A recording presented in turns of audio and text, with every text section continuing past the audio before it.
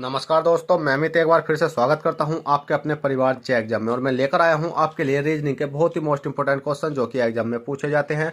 और इन क्वेश्चनों को करने के बाद आपको एग्जाम में काफी हेल्प मिलने वाली है। तो किस प्रकार से इन क्वेश्चनों को सोल्व करेंगे वो भी देखेंगे। उससे पहले अभी तक आपने इस वीडियो को लाइक नहीं करा है तो फटाफट वीडियो को लाइक कर दो और चैनल फर्स्ट टाइम तो चैनल को सब्सक्राइब कर दो, जिससे क्या होगा कि आपको आने वाली क्लासों का नोटिफिकेशन तुरंत टाइम टू टाइम मिलता है। चलिए क्वेश्चन नंबर 1 देख लेते हैं। क्वेश्चन नंबर 1 क्या कहता है और हमें किस प्रकार से सोल्व करना है। क्वेश्चन नंबर 1 ने कहा है दिए गए प्रश्न में प्रश्नवाचक चिन्ह के स्थान पर क्या संख्या होगी। प्रश्नवाचक चिन्ह आपको ये दिखाई दे रहा है, इसके स्थान पर हमें संख्या लानी है। इसके स्थान पर संख्या लाने के लिए आपको ये देखना होगा कि 156 है, 156 से 506 तक कैसे गए, और 106 से 1000 मतलब 56 कैसे गए, और 1056 से अगली संख्या तक जाने के लिए हमें कितना प्लस या माइनस करना पड़ेगा।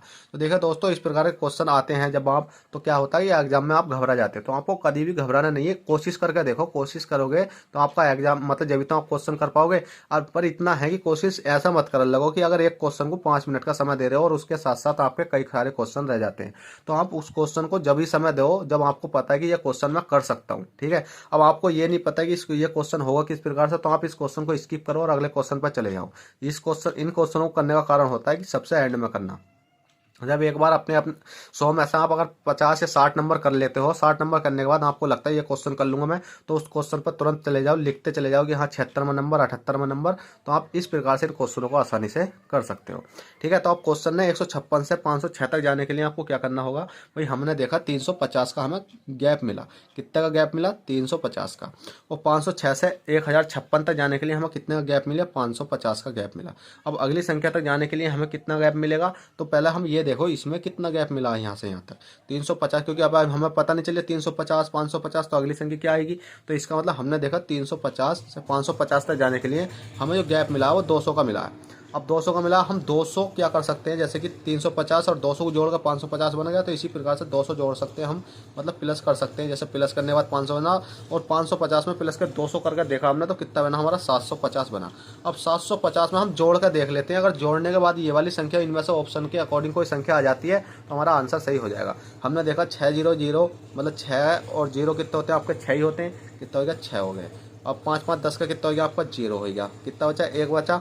और 7 है तो 7 0 कितना हो गया आपके? 8 हो गए। ठीक है, 8 हो गए और 1 का 1 आ गया। तो 1000 मतलब 1806 कितने हो गए आपके? 1806 आपका राइट आंसर, या किसी ऑप्शन में है जी बिल्कुल हमने देखा 1806 ऑप्शन नंबर डी आपका राइट हो जाएगा और यही आपका राइट आंसर हो जाएगा। तो चलेगा दोस्तों, इस प्रकार से आपका क्वेश्चन नंबर 1 हो गया है। क्वेश्चन नंबर 2 देखते हैं। क्वेश्चन नंबर 2 क्या कहता है।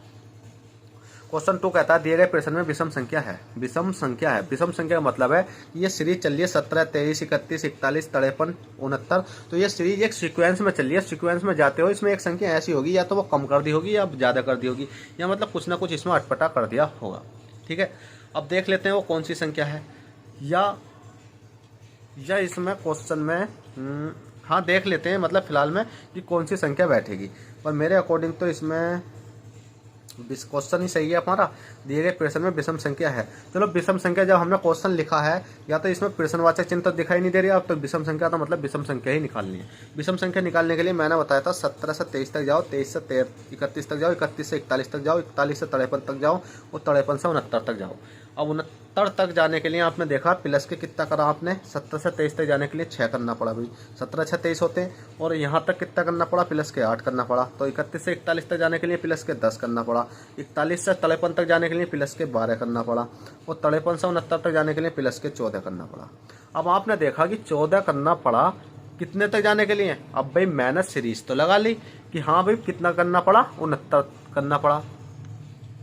अब आपने सोचे होंगे कि सर आप देखो 4 3 कितने होते हैं? 7 होते हैं। 5 कितने? 6 होते हैं। ये यहाँ तो 67 आता है और यहाँ है 69। पर आप ये सोच रहे होंगे सर आता तो है पर ये 14 हमने सही करा है कि हम यहाँ तक जाने के लिए तो हमें 14 होना चाहिए था, पर हमने मतलब डायरेक्ट इस सीक्वेंस के आधार पर हमने 14 करके देखा तो 67 आ रहा है, यहाँ 69 है। पर आप अगर देखोगे तो कितना हो गया? यहाँ होगा कितने का? 14 है तो यहाँ होगा 16 का अंतर, क्योंकि 16 6 3 9 होते हैं और 5 6 होते हैं। ठीक है, तो यहाँ कितने का होगा? 16 का अंतर होगा। अब आप देखोगे तो यहाँ कितने का? 16 का। अब सिंपल समझो, कहने का मतलब ये है कि 8 मतलब 6 का अंतर, 8 का अंतर, 10 का अंतर, 12 का अंतर हमने डायरेक्ट 14 का कर दिया था। 14 का अंतर करने के बाद आएगा 67 पर हो रहा है अंतर कितने का? 16 का। तो क्वेश्चन यही मिस्टेक है कि मिस्टेक क्या है कि भाई यहाँ कितने का अंतर होगा कि अगर आप देखोगे तो यहाँ देखो सीरीज बनाकर देखोगे तो 6 से 8 तक जाने के लिए प्लस के 2 प्लस के 2 प्लस के 2 प्लस के 2 प्लस के 2 करने पर कितने का होगा 14 का, और 14 का अंतर करेंगे तो हमारा आएगा 67 पर यहाँ 69, तो इसका मतलब हमारा 69 ही विषम संख्या हो जाएगी। तो आप इस प्रकार से इन क्वेश्चनों को आसानी पूर्वक कर सकते हो।